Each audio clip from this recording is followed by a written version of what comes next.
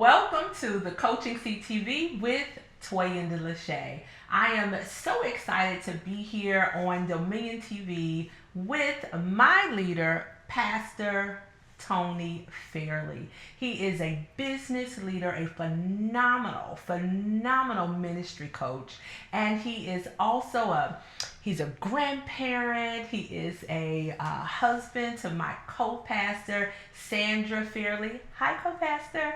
And he's just a wonderful spiritual dad. And so I'm so excited that we can take this time to have a conversation about his leadership style and how he's growing leaders inside of the ministry. So, Pastor Fairley, last week you started to talk about potential and how you see potential in the leadership team. Now, it's 7 of us, and that's a lot of seeing of potential, right? So, how do you do it? If you could explain it in maybe 3 steps, just expound on maybe three stages or 3 strategies that you use to identify potential. Again, thank you for having me. I'm honored to be here. As we were speaking about potential, with the ministers that we have, we going back to what we spoke about, the buy-in. The buy-in first being the calling of the leader. The second buy-in is people submitting to your authority. Yeah. So they have to see something in you to say, hey, I can release my submission in a sense, or I can submit my ministry to you as a leader because they see whatever characteristics that God has shown them. The problem you'll have is sometimes people can get it misaligned and not always be as submissive as we should as followers, if you will. So when I see people with potential, I've already prayed and asked God, Lord, show me what is it about this person and where are you taking them? Because it's never my will, it's his will. And whatever he has for you as a minister that have come and submitted yourself to my leadership, then I constantly have to have my ear to the mouth of God so that I don't miss what God is doing for you. And so what I do is, I think about in the book of Judges how Gideon had so many people, so many men with him, and God dwindled it down to 300. My goodness. And in essence, he was looking for the lappers and the kneelers. And so the ones that knew, or the ones that are hungry in church, God designed a way for Gideon to recognize who's supposed to stay and who's supposed to go. And in ministry, we seek, as a leader, we seek God to say, God, who do I put in this position? God, what are you saying for this person, and how can I help? And one of the things I always do is I like to have one-on-one conversations with them and say, tell me something about yourself. Where did you come from? How did you grow up? What is your belief system? Because when people come from different ministries, you have to before you move fast, you have to pray and make sure that we are going the same direction. In other words, if I can't help you, I'm not going to hurt you. Okay, and it's been times when I've had to tell people, you know what, I don't think this is a good fit for either one of us. Wow. So I don't know if I have a strategy as far as a process other than just seeking God to say, show me, God, what it is that you have in store for them. Yeah, that's good. So seeking the Father, finding out what his will is for the vision of the church, finding out the will that God has for the minister that's under your leadership. No, that makes a lot of sense.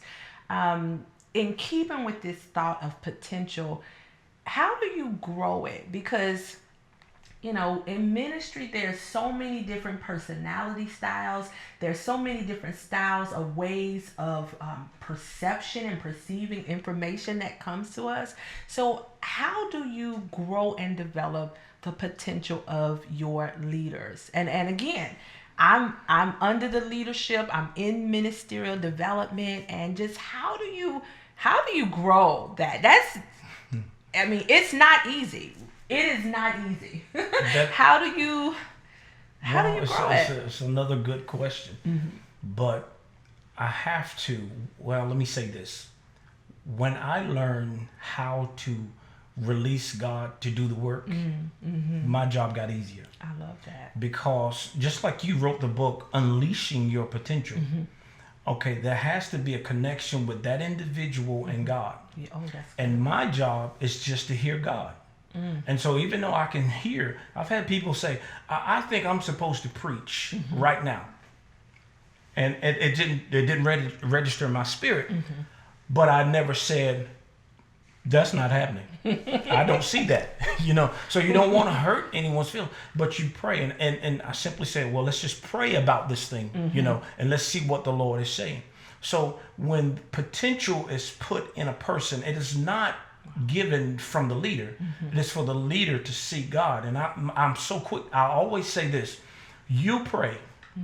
And when you hit that mark with God, God is going to release it with me. Yeah. And so if you can trust me now as your leader, and whenever you're ready to run, whenever you're ready to do whatever, preach, prophesy, go ahead, God is going to give me the okay. And we're going to be, on the same page. Because if I put you in a position because I need you in that position or need that position filled, we're both going to make a mess. And it's not going to be what God has for us.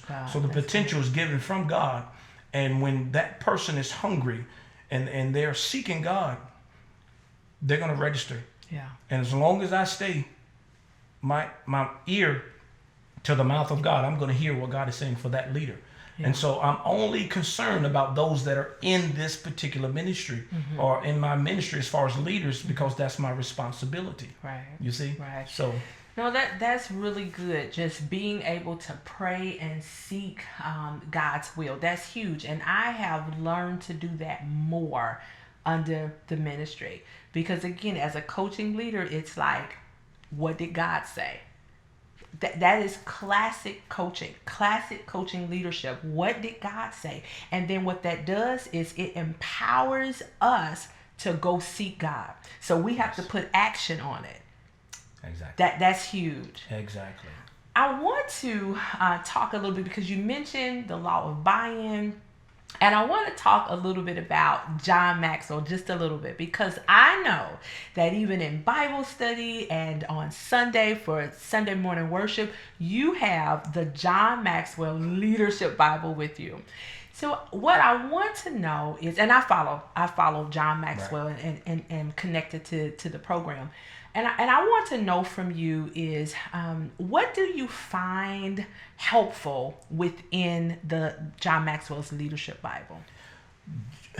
The John Maxwell Bible is chock full of so much wisdom and so much revelation that God has given him to point out things. And when I first started ministry, and I still, even with this Bible, I still use the Dakes Bible and the Message Bible and different translations. But he has a way of pointing out things, especially from a leadership point of view. Wow. And so again, when I bought into having God, you put me in position to nurture other men and women of God in the gospel. So I'm looking for every resource that I can, because I never said that I was the smartest individual in the bunch. I'm not the brightest, but I will say, if I don't know, I'll find out. And his Bible has broken down so much for me. Even though I've read the Bible, when I read it and I listen or read some of his commentary, I say, that's a good revelation. And so that's one of the things that I've utilized, and I found it more helpful in this season of my ministry than before, because I've never had 7 ministers. And so as I begin to grow into where God is taking me, I notice that I'm having to kind of, anchor myself into pretty much a solid teaching. And I found it to be pretty solid in the John Maxwell Bible. I like it. I like it a lot. Absolutely. Good. He's pretty good. Yeah. I I like it as well, and I will be honest with you. I had not opened it, let me see, since like 2014. And I said, Lord, my leader is reading this. I need to make sure I'm on the same page. That's just how I feel as being under the leadership. I'm going to switch gears just a little bit. You talked about the seven of us, the ministers, is buying into you as a leader, buying into the vision that God has set for us, buying into the vision of the organization, so of House of Refuge. What happens when individuals don't buy in? And I'll say it this way. What happens when you may have to have that conversation with the individual and say, this is not a good fit? You might have been developing the individual along, but maybe at some point you come into a space where this is not a good fit. I have heard you talk about the law of release, and you've actually said it to me as well. You said, Toyinda, when you are unable to learn from me, that's when we know that it is time for you to move forward in another capacity. I believe you've mentioned some water, some plant, and God gives the increase. So I want you to just talk a little bit about that. And I believe I remember you saying that you said, Toyinda, I know the law of release. So talk to me a little bit about this law of release, and how did you become so secure that you could say, I can let you move beyond where we are? Well, good question. Very, very packed question. Two things. First thing is, every pastor has to know the diet of the ministry. You have to know what the people are capable of, what they can eat, what they can't eat, what they can handle, how you can talk to them, how some people are so fragile that you can't talk to them. And so when you know that, that's the first step. The law of release is when the word tells us that, one man to plant, another water, and God will give the increase. It simply means you're going to come to a time, and I don't know if we'll get a chance to finish everything, but there'll come a time when you have had your fill, or there is no more. I planted the seeds for you to move forward in your ministry, and so I have nothing else that I can give you, and I'm secure. If you remember briefly, when John the Baptist was baptizing and Jesus came, Jesus didn't begin to baptize more people than John the Baptist. And they came to him and said, hey, Jesus is baptizing more people than you. And John said, I can only do what God called me to do. Wow. And so I'm not threatened or insecure about you moving forward. You're supposed to live in a better house than me. Listen. You're supposed to have a more money than I. You're supposed to be more successful. Because when you learn the law of release, the law of release says God gets the credit. Yes. It just makes us all look good. Yes. Wow, Pastor. I'm telling you, I just appreciate this candid conversation. What I totally understood is that in order for you to know the people that labor among you, you have to have a relationship with them, and that takes time. So we're going to bring Pastor back next week for our final broadcast about his leadership style. And I'm so thankful that you joined me in the studio. I am Toyinda LaShea, and this is the Coaching Seat TV, and we will see you next week.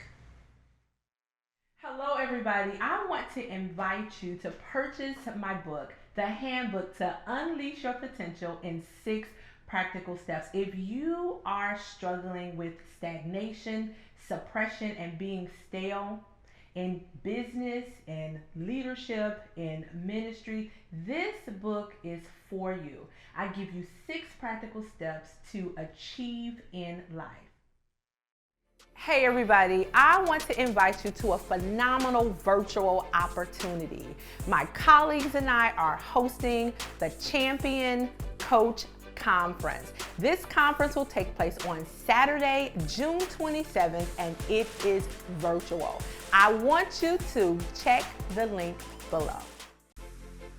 Welcome to the Coaching CTV with Toyinda LaShea, where we're all about sitting in our seat of authority, so that the kingdom community can be infused with the power to dominate confidence, unleash potential, and leave a legacy.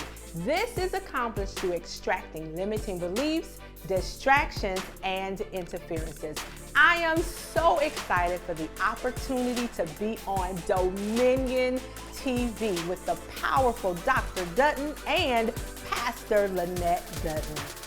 Make sure you download the app for Dominion TV, as well as catch this broadcast every Tuesday at 5:30 p.m. I want you to share it with your community, your clients, and your